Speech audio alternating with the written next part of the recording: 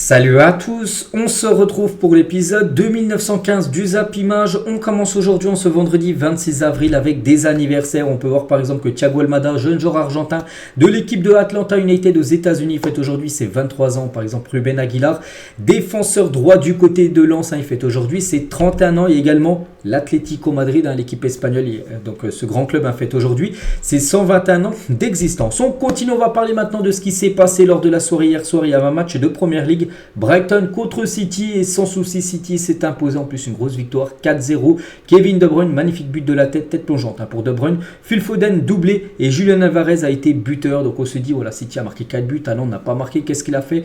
Il n'a pas marqué parce qu'il n'a pas joué, Erling Haaland tout simplement.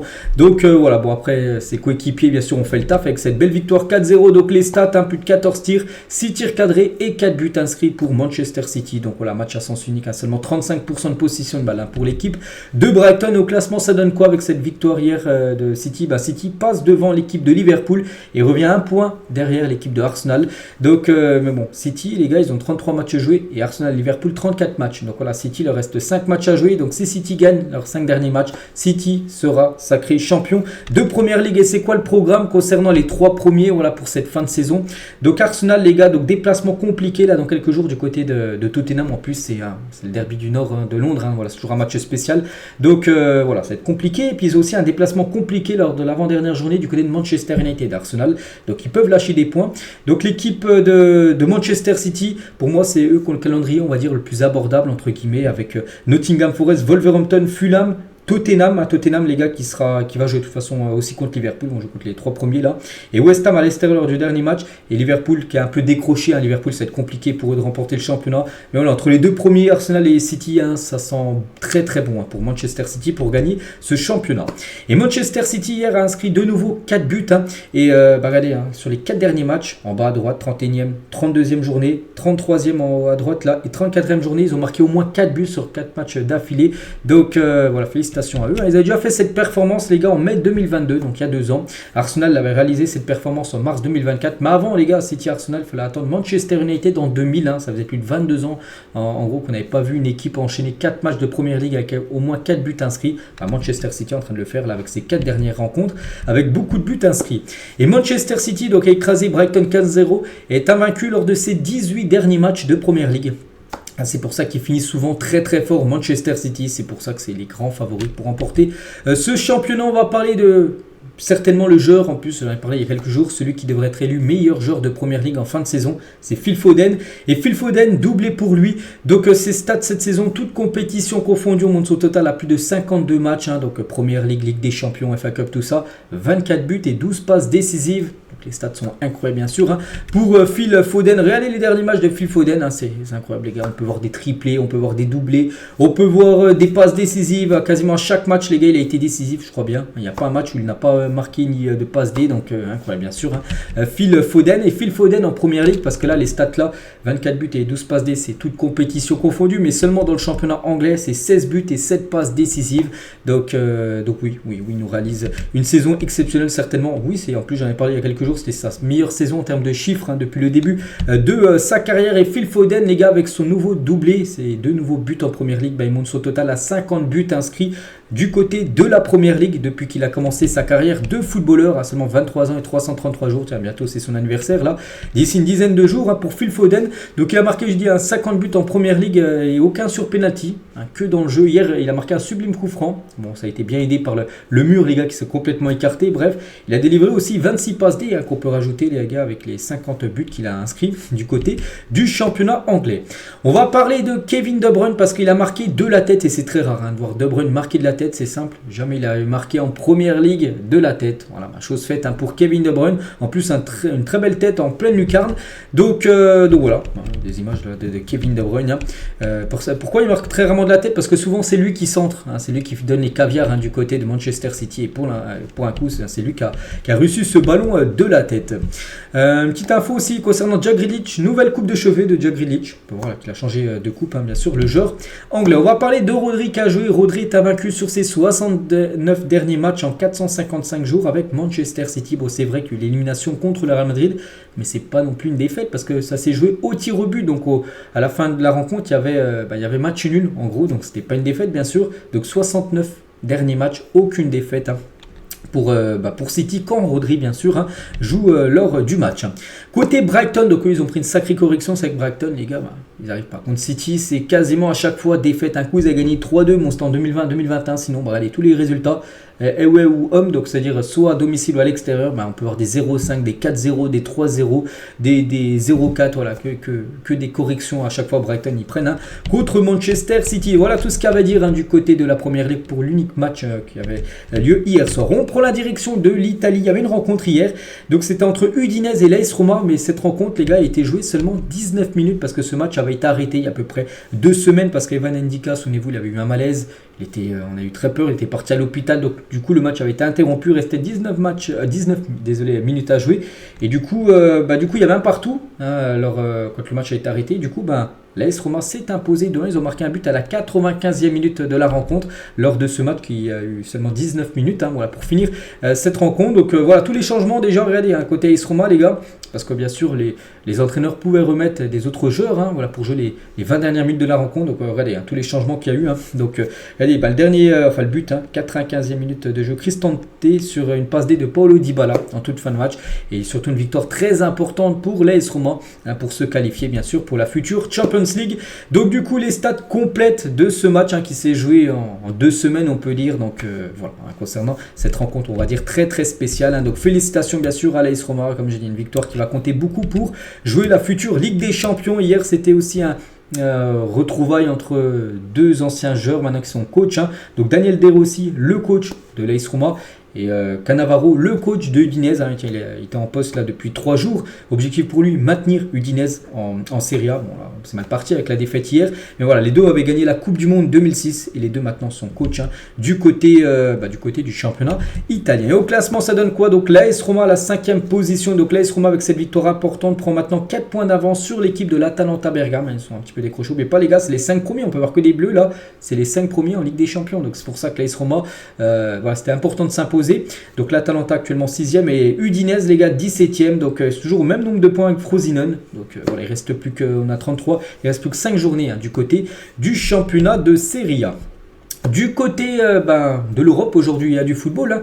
Borum Offenheim, il y a aussi Montpellier contre Nantes ce soir à 21h. Il y aura aussi Frosinone Salernitana avec Frosinone les gars qui jouent contre les derniers. Donc la victoire obligatoire à Frosinone, surtout qu'Udinese s'est incliné hier. Donc ils peuvent prendre 3 points de plus sur Udinese. Et surtout, la Real Sociedad contre le Real Madrid. Le Real Madrid de base devait jouer demain. Il devait jouer le 27, donc demain. Ils ont demandé à la Liga d'avancer le match d'un jour. La Liga a accepté parce qu'ils jouent mardi en Ligue des Champions contre l'équipe du Bayern. Donc c'est pour ça qu'il va y avoir un jour de repos en plus. Du coup, voilà pourquoi le Real Madrid joue un vendredi, parce que c'est plutôt rare. Donc voilà le gros programme avec 4 belles rencontres aujourd'hui. Et tiens, on va continuer avec le Real Madrid qui joue du côté de la Real Sociedad.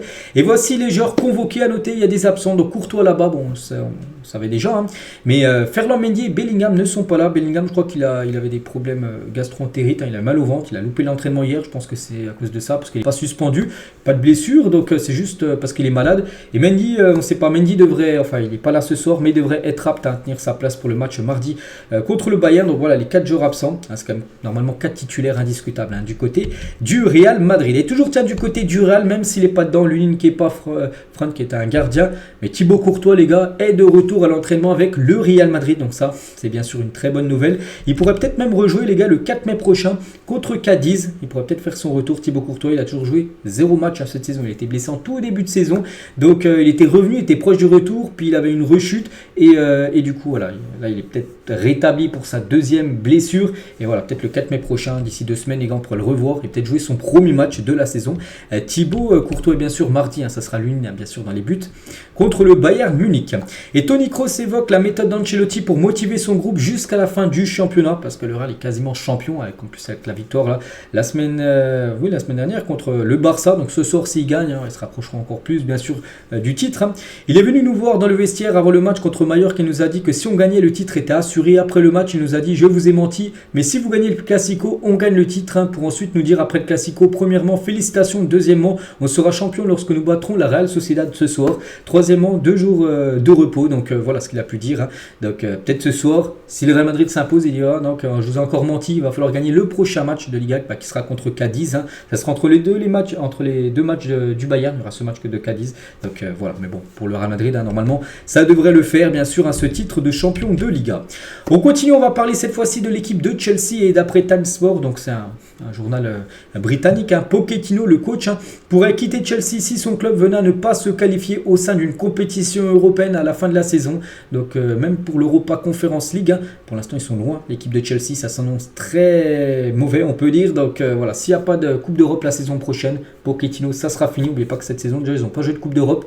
2 années sans Coupe d'Europe pour Chelsea, c'est pas possible, hein, surtout quand on voit les montants. Hein, c'est l'équipe quand même qui a le plus investi sur le mercato là, sur les 2 ou 3 dernières années. On va parler de Jamie Carragher qui charge Darwin Nunez, parce qu'avant-hier on a parlé de Liverpool, hein, qui s'était incliné 2-0 à Everton, et Nunez, les gars, avait quand même pas mal d'occasions, il a tout tiré à côté. Il a dit les tirs réguliers, après 2 ans au club, je ne pense pas qu'il fasse l'affaire pour remporter les plus gros trophées, ni qu'il s'améliorera significativement. Une décision importante doit être prise par Liverpool, et la décision, bon, on pense, hein, c'est quoi? C'est de vendre Darwin Nunez, parce que Liverpool avait acheté au moins 80 millions d'euros à l'époque du côté du Benfica, donc un gros montant pour un attaquant qui marque de temps en temps, mais on attend beaucoup plus. Hein. Donc voilà, c'est ça le gros problème actuellement pour l'attaquant uruguayen. Le RB Leipzig est très optimiste pour obtenir le prêt de Xavi Simons pour une saison de plus. N'oubliez pas qu'il est prêté par le PSG. Mais regardez, hein, Marco Rose, les gars, il dit, hein, Marco Rose c'est le coach de Leipzig, il veut garder Xavi Simons. Hein. Nous sommes optimistes pour garder Xavi Simons, il se sent à l'aise ici. Une grande partie de nos discussions de l'été dernier a porté ses fruits. Donc on verra. Maintenant après aussi, tout dépend de ce que décidera le PSG, Luis Enrique, s'il souhaite avoir Xavi Simons ou non. Donc voilà, mais bon, du côté de Leipzig, eux, ils sont très confiants pour garder Xavi Simons une année de plus en prêt. On continue, on va parler de l'Euro, parce qu'aujourd'hui, en ce 26 avril, on a J-50 du début de l'Euro. Voilà, enfin 50, voilà, c'est une date, on peut dire. Donc voilà, les gars, dans 50 jours, le début de cette compétition qui se déroulera en Germanie, donc en Allemagne. Il y a un petit rappel, les gars, des dates fortes, on va dire, pour l'équipe de France. Hein. Donc tout d'abord, le 16 mai prochain, là, dans à peu près 3 ou 4 semaines, la liste de Didier Deschamps pour les 23 ou 20. On ne sait pas s'il y aura 23 ou 26 joueurs. Hein, l'UEFA va décider. Hein, voilà, ce sera peut-être 26 joueurs parce que vu qu'il y a beaucoup de blessures, hein, peut-être ils mettront 26 joueurs. Bon, bref, le 16 mai, la liste de Deschamps. Ensuite, le 5 et 9 juin, 2 matchs amicaux au programme face au Luxembourg et face au Canada. Puis après, le début de l'Euro, hein, le 14 juin. Donc l'équipe de France, donc le début de l'Euro, là, ça sera l'Allemagne. Hein, je crois qu'ils joueront à Allemagne-Écosse. Ce sera la première rencontre, on va dire, de l'Euro. Donc 3 jours après, entrée en lice de l'équipe de France face à l'Autriche. Ensuite, 4 jours après, ça sera deuxième match face aux Pays-Bas, un gros match. Et ensuite, le 25, ça sera le dernier match de poule face à la Pologne.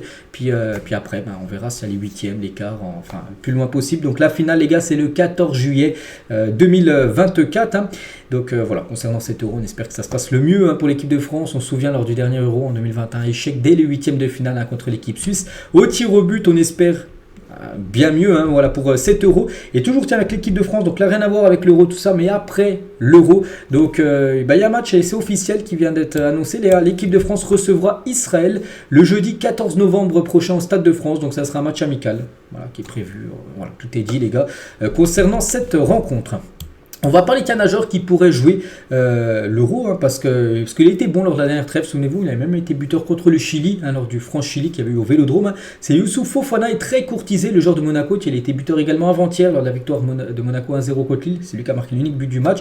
Donc Arsenal, l'AC Milan et l'Atlético Madrid ciblent l'international français, mais aussi le Paris Saint-Germain est aussi venu au renseignement, voilà, concernant Youssouf Fofana. Donc ça va être compliqué pour Monaco de le conserver. Après on verra, parce que Monaco, s'il joue la Ligue des Champions, ils peuvent bien sûr, hein, peut-être le garder, parce que lui peut-être envie de jouer la LDC avec son club actuel. On va parler de Lauren Freyer, donc c'est la petite amie de Declan Rice, hein, a supprimé toutes les photos de son compte Instagram à cause du harcèlement en ligne, de la grossophobie qu'elle subit. De nombreux internautes estiment ouvertement sous ses posts Instagram que le milieu d'Arsenal aurait des standards bas et qu'il pourrait avoir mieux, hein. Voilà, vu que c'est un joueur professionnel, en gros il pourrait avoir une fille plus belle, en gros, voilà, c'est ce qu'ils disent, hein, voilà, sur les commentaires. Donc elle a tout supprimé, hein, ces messages. Donc pour rappel, Declan Rice est en couple couple avec son amour de jeunesse, Lorraine, avec qui il vient d'accueillir récemment leur premier enfant. Donc voilà, du tout supprimé parce qu'elle a reçu des messages, voilà, elle était grosse, tout ça. Donc voilà, on lui envoie bien sûr beaucoup de force à la compagne, on peut dire, de Declan Rice, le joueur des Gunners.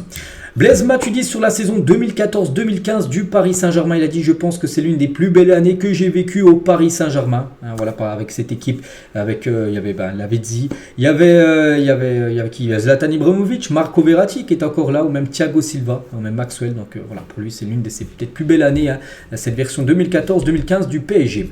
On va parler de ce joueur, je ne sais pas si vous le connaissez, mais très bon joueur les gars, c'est un joueur équatorien, donc William Pacho est la priorité de Liverpool l'été prochain. Donc Francfort veut environ 65 millions d'euros bonus inclus pour son défenseur central.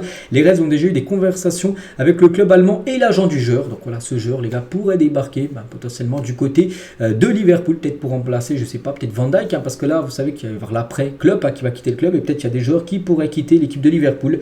Et voilà, ce joueur pourrait lui débarquer du côté des Reds. Et du côté de Francfort, vu qu'ils vont certainement perdre ce joueur Pacho qui pourrait aller à Liverpool, il cible Lilian Brassier, le joueur de Brest en gros, pour remplacer Pacho. Donc il y en a un des potentiels remplaçants de William Pacho sur le départ, peut-être du côté de Liverpool. On va parler du jeune Seny Mayulu qui a joué avec le PSG avant-hier lors de la victoire 4-1 du côté de Lorient. Donc Mayulu devrait signer son premier contrat professionnel, parce qu'actuellement il a un contrat aspirant, c'est-à-dire un contrat jeune, il n'a pas encore un contrat pro du côté de Paris, mais il devrait le signer très prochainement. Donc l'accord est en très bonne voie. Il n'y aura pas de signature avant la double confrontation face à Dortmund, parce qu'actuellement tout le monde, enfin du côté de PSG, se focalise sur la fin de saison de Ligue 1, mais surtout sur la Ligue des Champions. Voilà, s'il y a signature, tout ça, ça sera après, bien sûr, la Ligue des Champions, parce qu'actuellement le PSG se concentre à fond bien sûr sur le sportif. Donc le jeune parisien a dressé sa première passe D, donc avant-hier en Ligue 1 lors du match contre l'équipe de Lorient. Et toujours du côté du PSG, très bonne nouvelle, parce que Sergio Rico a effectué hier jeudi des tests athlétiques au campus PSG afin d'évaluer son état de forme. Près d'un an après son grave accident en cheval, le gardien espagnol n'a jamais été aussi proche d'un retour dans le groupe du PSG. Super nouvelle bien évidemment, parce que ça fait plaisir. On sait qu'il a été dans le coma, on a très peur pour lui. Et on peut le voir maintenant à l'entraînement. On est très content. Donc il ne rejouera pas bien sûr sur cette saison, mais peut-être la saison prochaine. Il pourrait réintégrer bien sûr le groupe du Paris Saint-Germain pour les rencontres. Jude Bellingham, 20 ans, est déjà le meilleur buteur anglais de l'histoire du Real Madrid. C'est fou, il devance déjà David Beckham qui avait inscrit 20 buts en tant que joueur anglais du Real Madrid. Et Bellingham, les gars, il est déjà à 21 buts, alors que ça fait seulement 8 mois qu'il a rejoint le Real Madrid. C'est fou, bien sûr, Jude Bellingham. Arne Slot, pressenti pour remplacer Klopp, veut rejoindre Liverpool. Il aurait déjà fait part à ses joueurs de l'opportunité qu'un challenge comme celui-ci représenterait pour sa carrière. Et il sait peut-être qu'il n'y aura pas de deuxième chance, que voilà, c'est le moment ou jamais de prendre une grande équipe comme Liverpool. Donc lui vraiment veut rejoindre et prendre cette équipe de Liverpool. Donc c'est le coach actuellement du Feyenoord. Et du côté de Liverpool, donc Van Dijk les gars, donc lui valide totalement, donc les deux sont néerlandais. Il a dit Arne Slot est l'un des meilleurs entraîneurs néerlandais. Avec sa philosophie, il pourrait être un très bon entraîneur pour Liverpool.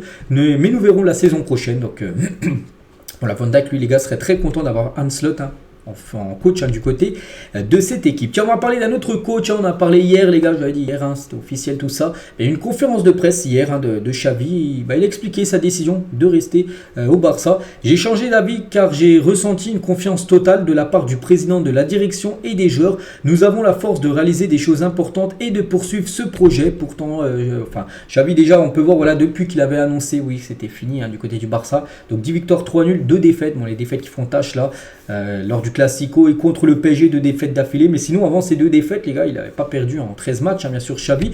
Mais surtout, il avait dit ça en janvier, les gars. Si le Barça ne gagne pas de trophée cette saison, je serai le premier à reconnaître que les objectifs n'ont pas été atteints et je partirai. Voilà. Donc, comme j'ai dit hier, il nous a un petit peu menti parce qu'éliminé en Coupe du Roi, éliminé la Ligue des Champions et deuxième de Liga. Il ne reste plus que la Liga à remporter. Mais voilà, le Real a 11 points d'avance. Il peut avoir 14 points d'avance ce soir, le Real, s'il gagne contre l'équipe de la Real Sociedad, alors qu'il ne reste plus que 5 matchs à jouer. Donc, oui, c'est quasiment sûr qu'il n'y aura pas de trophée. Donc, bon, après, voilà, il a le droit de revenir sur sa décision. Il a le droit de s'être trompé, on peut dire, bien sûr, Xavi. Même si les supporters du Barça, hier, j'ai montré un sondage, ils n'étaient pas très chauds, en gros. voilà, du côté de Barcelone, c'est plutôt une mauvaise nouvelle en gros que Xavi reste entraîneur du Barça. Et Xavi en conférence de presse, il est revenu aussi sur le match contre le PSG, enfin la double confrontation. Sur le plan tactique, nous étions meilleurs que le PSG, tant à l'aller qu'au match retour. Voilà, mais bon, à la fin du compte, on retient l'équipe qui s'est qualifiée. C'est bien le PSG qui s'est qualifié pour les demi-finales.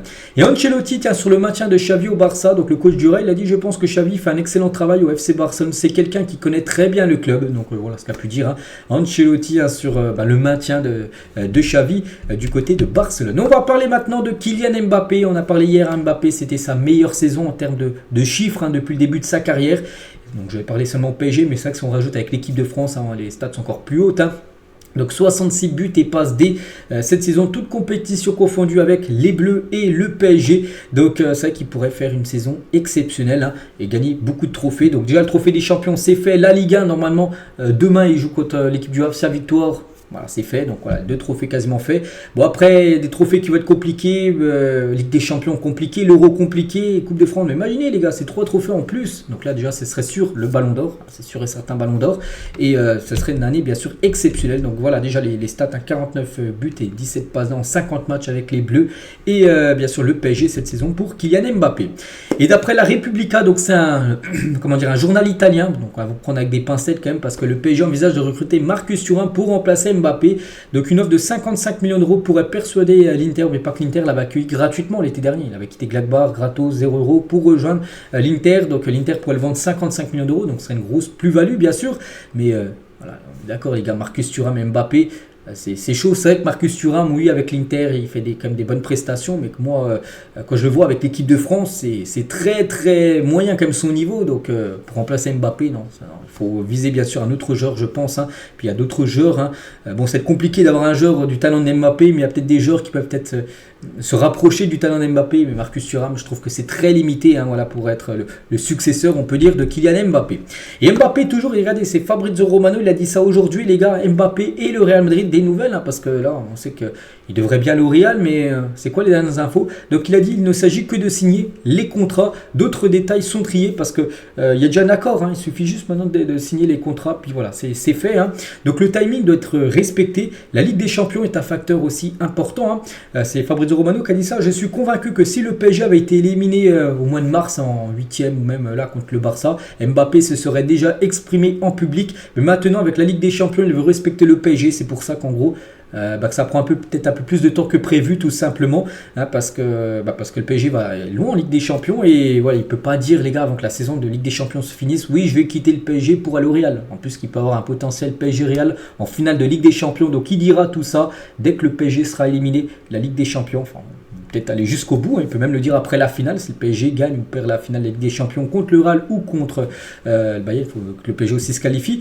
Donc voilà, en gros, ça prend plus de temps, parce qu'en gros, le PSG est toujours en Champions League et il respecte le PSG, bien sûr. Kylian Mbappé, c'est pour ça que ça... Il sortira du silence, on peut dire, quand tout ça, quand on peut dire la saison sera finie.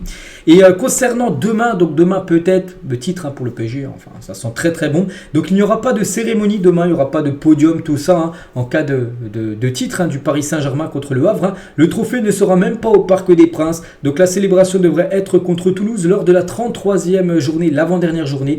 Toulouse l'avant-dernière, puis à Metz, déplacement à Metz lors de la dernière journée de Ligue 1. Donc voilà, demain, voilà, tout le monde sera content, mais il n'y aura pas de trophée. Tout ça, si bien sûr le PSG vient à remporter le championnat demain contre l'équipe du Havre. Vini Junior est officiellement élu joueur du mois au Real Madrid pour le mois d'avril. Félicitations bien sûr à Vini Junior, il a dû remporter ce prix pour le mois de mars. Voilà, back to back on peut dire pour Vini Junior. Dembélé a marqué lors de 3 matchs de suite. Cela n'était plus arrivé depuis 6 ans quand il évoluait du côté du Barça. Il avait enchaîné 3 matchs en étant au moins une fois à chaque fois buteur. Donc là il a fait bien sûr Ousmane Dembélé, les 2 matchs du Barça en Ligue des Champions et le match contre Lorient avant-hier. Regardez les futurs adversaires d'Ousmane Dembélé, des joueurs qu'il connaît, Mario Götze et même Hummels, les futurs adversaires du Paris Saint-Germain dès mercredi prochain, là dans 5 jours les gars, déplacement de Paris du côté de Dortmund. Donc voilà, avec Hummels bien sûr qui sera présent, Götze, je ne sais même plus s'il joue, je crois pas, je sais même plus où il joue, Mario, Götze. Le FC Barcelone envisage de se séparer d'Ansu Fati. Fati, n'oubliez pas, joueur du Barça prêt à Brighton, mais du côté du Barça, pas du tout OP pour faire revenir Ansu Fati, le réintégrer dans le groupe la saison prochaine. Donc ça sent de nouveau un prêt peut-être à Brighton ou un transfert sec ailleurs. Donc voilà, concernant le numéro 10, n'oubliez pas que c'est le 10 du côté du Barça. C'est pour ça que le 10 pourrait être libre la saison prochaine si Fati venait de nouveau à quitter le Barça, et c'est pour ça que Lamine Yamal pourrait prendre ce numéro 10, un numéro quand même symbolique du côté de Barcelone. C'est Jürgen Klopp qui a fait venir Darwin Nunez à Liverpool. On a parlé tout à l'heure, Nunez, les gars, beaucoup critiqué par rapport à son manque de rendement, et c'est Klopp qui le voulait absolument, les gars. Du coup, Liverpool a l'acheté pour Klopp, mais l'équipe de recrutement du club, plutôt de Liverpool, préférait plutôt Christopher Nkunku, donc qu'on a très peu vu cette saison. C'est dommage parce que Nkunku il a été blessé quasiment toute la saison. Voilà, pour sa première année à Chelsea, il a très peu joué. Donc voilà, deux joueurs on va dire en difficulté. Bon, l'un à cause des blessures, l'autre par rapport, il est peut-être pas blessé, mais par rapport à son niveau qui est très très faible. La Côte d'Ivoire et la RDC sont candidates pour accueillir le Trophée des Champions cet été. Le Trophée des Champions, le vainqueur de la Ligue 1 contre le vainqueur de la Coupe de France. Bon, ça peut être 2 fois PSG. Donc si c'est ça, les gars, c'est le premier de la Ligue 1 contre le deuxième de la Ligue 1. Si le PSG gagne bien sûr les 2 trophées que j'ai dit, donc ça peut être un PSG Monaco en trophée des champions, ça peut être en Côte d'Ivoire ou en RDC, mais pas que l'ancien dernier trophée des champions qui devait se jouer l'été dernier, du coup il n'avait pas été joué parce que ça devait se jouer en Thaïlande, du coup il a été joué, c'était le premier match de l'année 2024 avec la victoire du PSG au Parc des Princes contre l'équipe de Toulouse. Officiel, Sergio Conceição a prolongé son contrat avec le FC Porto jusqu'en 2028.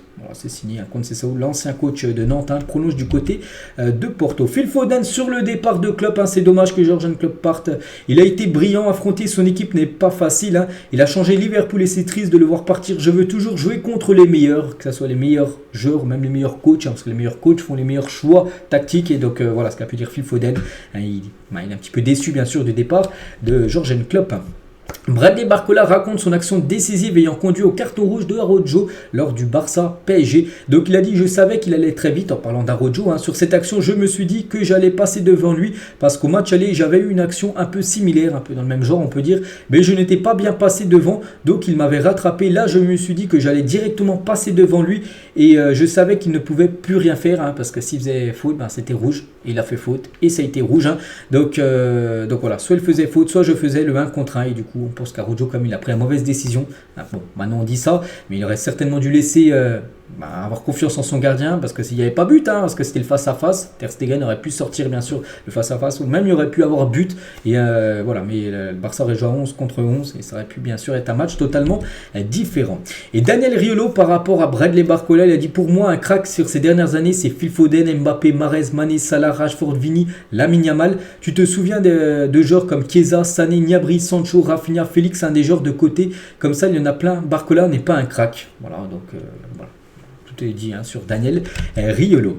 Jérôme Roten estime que ce ne serait pas une bonne nouvelle de voir Brest en Ligue des Champions. Il a dit, s'ils sont là, c'est qu'il y a eu trop de défaillance chez les gros, du côté de la Ligue 1, Lyon, je sais pas, l'Olympique de Marseille, tout ça. Et voilà, une équipe un peu surprise, Brest, on les attendait pas là. Une équipe qui joue le maintien chaque saison. Ils sont actuellement 3e de la Ligue 1. Il a dit, c'est une mauvaise nouvelle pour le football français. Sportivement, ils vont s'affaiblir comme Lens cette saison. C'est que Lens, saison dernière, très bonne saison, deuxième derrière le PSG. Cette saison, ça a été très compliqué pour Lens. On se dit, Brest, c'est peut-être la même chose. Ils vont peut-être perdre leurs meilleurs joueurs. Del Castillo, peut-être Lesmelou, les gars, qui fait aussi une grosse saison. Lilian Brassier, qu'on a parlé tout à l'heure, qui pour la Francfort. Et après, voilà, s'ils perdent leurs meilleurs joueurs pour la Ligue des Champions, s'ils sont en Ligue des Champions, ça va flopper totalement. Donc on verra. Bon, après, s'ils sont en Ligue des Champions saison prochaine, c'est qu'ils le méritent. C'est qu'ils ont fait mieux, on va dire, que des clubs comme Lyon ou comme l'Olympique de Marseille.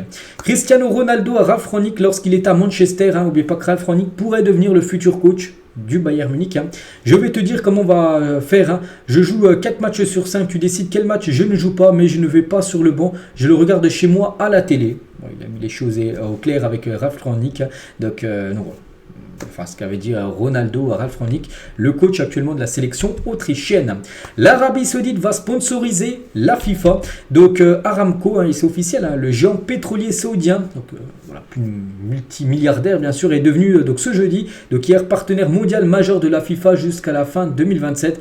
Aramco couvrira plusieurs événements tels que la Coupe du Monde 2026 et la Coupe du Monde féminine en 2027. Donc voilà, grosse rentrée d'argent pour la FIFA avec ce sponsor, Aramco.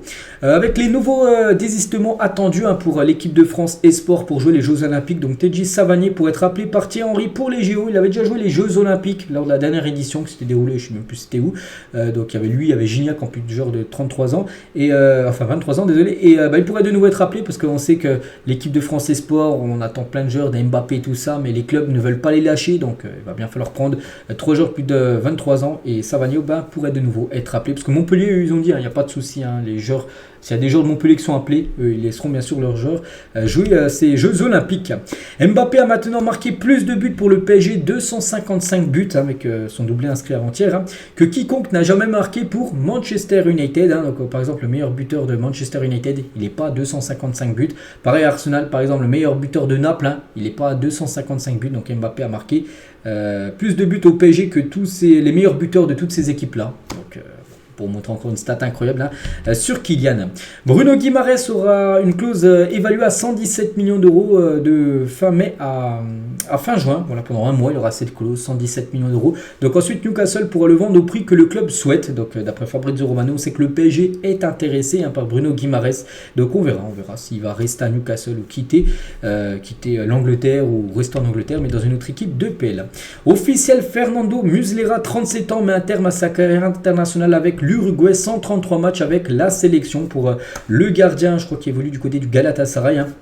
Gardien uruguayen qui avait fait une boulette contre l'équipe de France lors du quart de finale de la Coupe du Monde 2018 où la France s'est imposée 2-0 contre l'Uruguay. Je crois qu'il n'avait pas été bon en plus ce match-là. Bref, il arrête sa carrière internationale avec l'Uruguay. Va se concentrer maintenant avec son club du Galatasaray. La une du journal L'équipe aujourd'hui, en ce vendredi 26 avril, ça parle de Paulo Fonseca à fond sur Fonseca du côté de l'OM. Parce que l'OM, les gars, on sait que c'est Jean-Louis Gasset actuellement le coach, mais c'était seulement pour la fin de saison là. Donc la saison prochaine, un nouveau coach va débarquer. Bon, il y a des noms, les gars. On peut voir surtout que Fonseca est le grand favori. Donc l'OM a fait de l'entraîneur de Lille sa priorité pour succéder sur le banc Jean-Luc Gasset.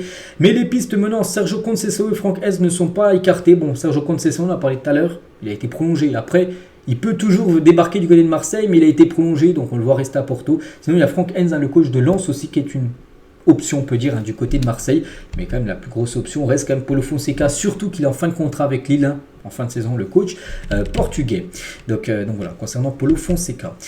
Toujours du côté de Marseille, il y a 6 ans, jour pour jour, le Vélodrome sortait ses plus belles couleurs pour la réception de Salzbourg en Europa League. Regardez, moi, ce magnifique stade. On pense que ça sera exactement la même chose jeudi prochain avec la réception de l'Atalanta Bergame pour la demi-finale aller de l'Europa League. Mais voilà, il y a 6 ans, c'était...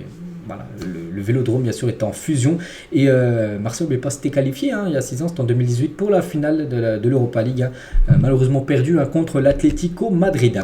Regardez les finales de Coupe nationale, on va dire des 5 gros championnats. Donc en Liga ça s'est déjà joué, on sait que Bilbao s'est imposé contre Mallorca, mais par exemple en Italie les gars c'est Atalanta Juventus, le match est prévu le 15 mai prochain. 10 jours après, donc derby, Manchester City contre Manchester United le 25. Le même jour, les gars, il y aura aussi Kaiserslautern, une équipe de 2e division contre le Bayer Leverkusen, grand favori. En gros, le 25 mai, il y aura les 3 finales, également en France. Lyon contre le PSG, ça se jouera du côté du stade Pierre-Mauroy, le stade de Lille. Manchester United voudrait se débarrasser de 11 joueurs cet été.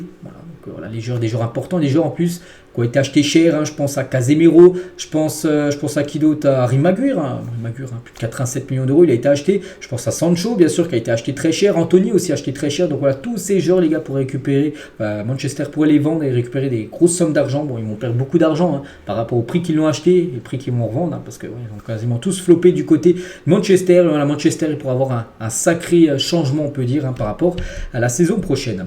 Pour ces nombreuses erreurs durant OM Nice. Donc avant-hier, Jérémy Pignard, l'arbitre du match, a été écarté pour ce week-end. Donc au moins 2 grosses décisions n'ont pas été bonnes parce qu'il a été évalué par la commission des techniques de l'arbitrage. Puis il n'a pas été bon. Et du coup, il devait arbitrer un match. Il avait prévu, c'était prévu avant le match là qu'il arbitre le match entre Rennes et Brest ce dimanche. Du coup, le match a été retiré. Il n'arbitrera pas de match ce week-end. Punition, voilà, parce qu'il n'a pas été bon lors du match entre Marseille et Nice. Et il a mis un double jaune à Faris Moumbagna. Et on sait qu'officiel, Moumbagna du coup est suspendu un match suite à son carton rouge contre Nice. On a plus 1, 2, 3, 4 matchs. Donc c'est un match. Il ne sera pas là lors de la prochaine rencontre de l'OM. Concernant les officiels, Elias Ben Seguir, lui, est suspendu 3 matchs suite à son carton rouge contre Brest. Monaco a pris 2 rouges en fin de match, lui et Singo. Donc lui déjà un geste où il a un petit peu disjoncté en fin de match, pas sur une faute, tout ça.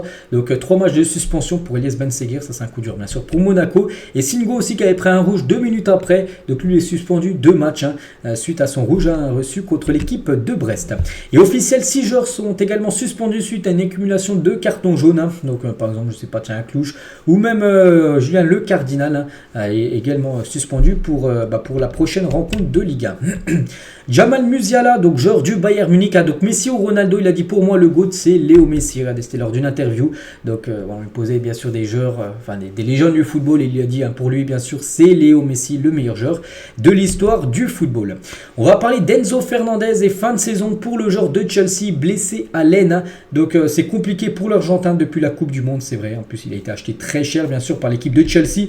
Et si on fait son bilan, vu qu'il ne jouera plus à Chelsea, vu que c'est fin de saison pour lui, il est blessé. Donc il a inscrit 7 buts et 3 passes décisives avec Chelsea cette saison et prévoit de revenir à temps pour la Copa, parce que là il est blessé avec Chelsea, mais il y a la Copa América en même temps que l'Euro, et son objectif maintenant revenir pour jouer avec l'Argentine à cette Copa América l'été prochain.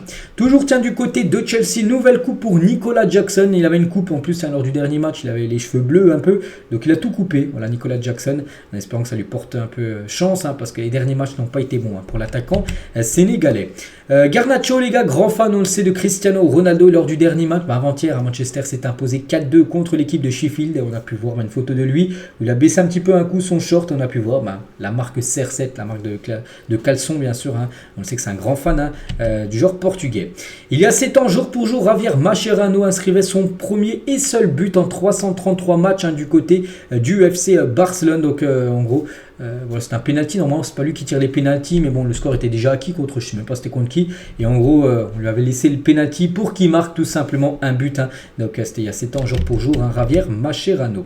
Habib Beye s'exprime sur l'Olympique de Marseille. C'est un club exceptionnel, passionnant, excitant, mais il faut être prêt pour un club comme ça. Je pense qu'il est impossible de dire non à un club comme celui-ci, un club comme l'OM. Quand vous êtes entraîneur que je suis, je ne peux pas, tu ne peux pas dire non. Quel entraîneur va dire non à Marseille? L'OM devra chercher un nouvel entraîneur cet été, ça tombe bien. Parce que bien sûr Marseille pourrait peut-être penser tout simplement à Habib Beye qui vient de faire monter Red Star en Ligue 2. Toujours avec Habib Beye, lui serait très content, c'est un joueur de l'OM, mais serait très content aussi de voir le PSG remporter la Ligue des Champions. Il commente les matchs sur Canal+, il a dit, c'était hier sur MC Sport. Donc on peut nous reprocher plein de choses en tant que consultant, mais personnellement, je n'ai pas peur de le dire. Je serais très content que le PSG remporte la Champions League parce que c'est une équipe française. La seule chose, c'est que quand le PSG joue l'OM, tout le monde sait où est mon cœur et ma préférence, qui préfère bien sûr l'OM, mais il aimerait voir le PSG remporter bien sûr cette Champions League.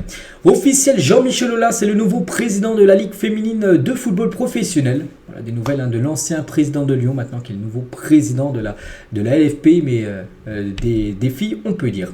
Et on finit aujourd'hui, les gars, cet épisode avec ces joueurs, ces légendes. On peut voir Ronaldo, R9, Totti, on peut voir Fabregas, Cannavaro, qu'on a parlé tout à l'heure, même Zlatan Ibrahimovic.